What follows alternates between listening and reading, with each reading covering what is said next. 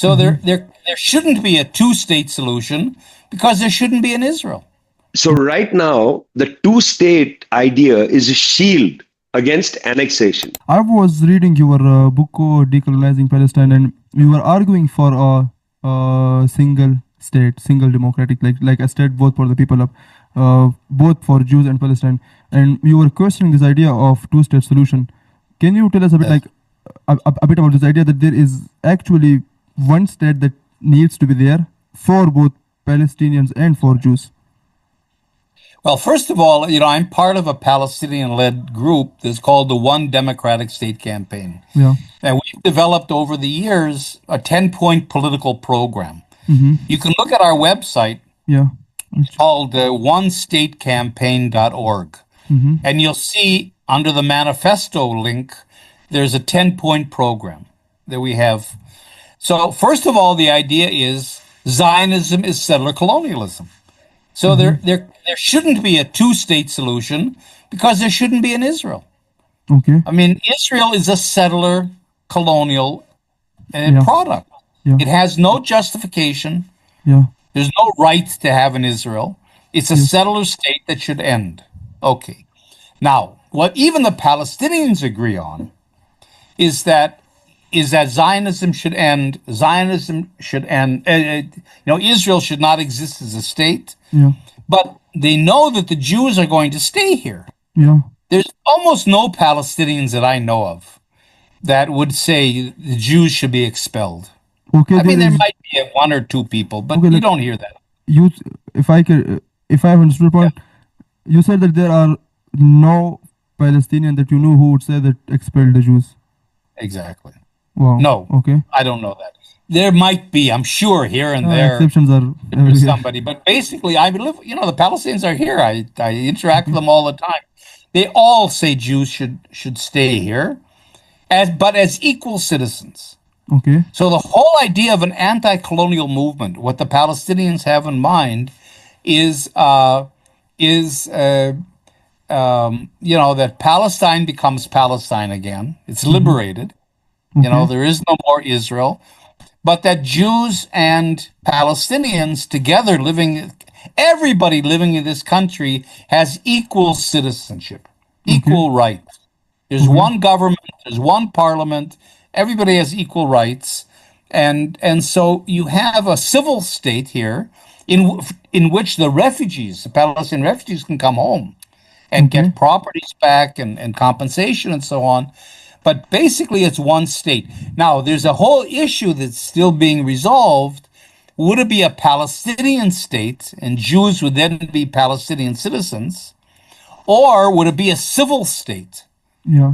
Kind of a neutral state, maybe called Palestine Israel or something, in which everybody has equal rights, but Jewish nationalism and Palestinian nationalism would be acknowledged. You would have an Israeli, nobody's going to close the Hebrew University. Okay. Nobody's going to stop you from speaking Hebrew. Yeah. Or nobody's going to close Birzeit University. Yeah. Or whatever. But the national expressions of Palestinians and Israeli Jews would take place within this civil state. So whether we're talking about one Palestinian state of equal rights or one civil state of equal rights, that's still a discussion. But the idea is that Israel has no right to exist because it's a settler, it's a colonial entity. This is one country. It's always been one country. Palestinians have a right of self-determination, and therefore it should be a state, a Palestinian state or a civil state of equal rights for everyone. That's the concept that I think the vast majority of Palestinians have. Even though, again, the issue of is it Palestine, a Palestinian state or a civil state is open, but basically the idea of one state of equal rights where everybody remains is accepted pretty much by, I would say, almost all Palestinians. Matter of fact, that was the basis of the charter, the PLO charter. Okay. It was, that one state and were involved in a colonial movement. Where the PLO made their fatal mistake was accepting Oslo, the Oslo Accord in 1988. Before Oslo, the PLO agreed to a two-state solution, That was their mistake because they went from being an anti-colonial movement to a two-state thing that accepted the colonial country of Yeah, Israel yeah, on 78% of Palestine, even. yeah. And that was their mistake. Yeah, this was a very beautiful idea. When I encountered this in your book, you said that the two-state solution idea actually accepts this idea of Israel as an apartheid state as it had emerged from this colonial setup. I was talking also with Jeb Halper, and he was saying that two-state solution is not a solution because it is actually accepting Israel as an apartheid state. The actual solution is like to just break that apartheid and have one state for both Israel and Palestinians. So where do you stand personally on this debate? I mean, firstly, the UN position is the two state.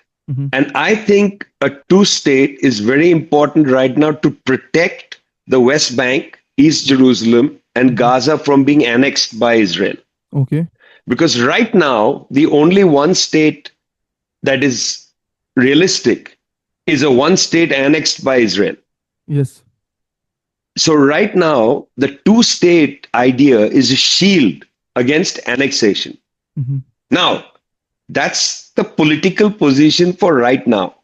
Yes.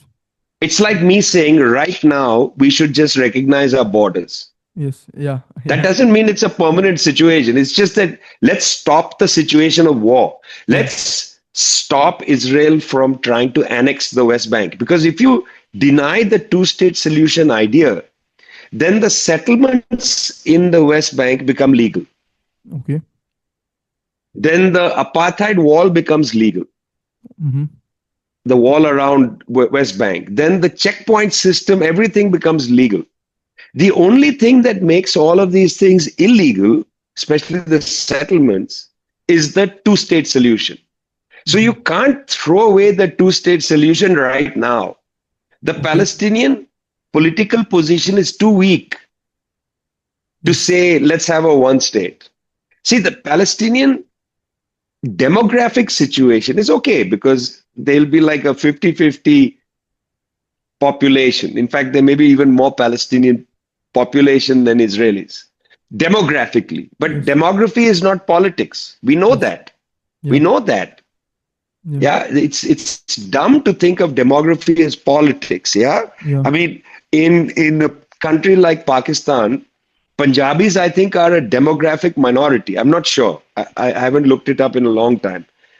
But anyway, Punjabis outsized dominate Pakistan's institutions. Yeah, it's demography and political power are not the same thing.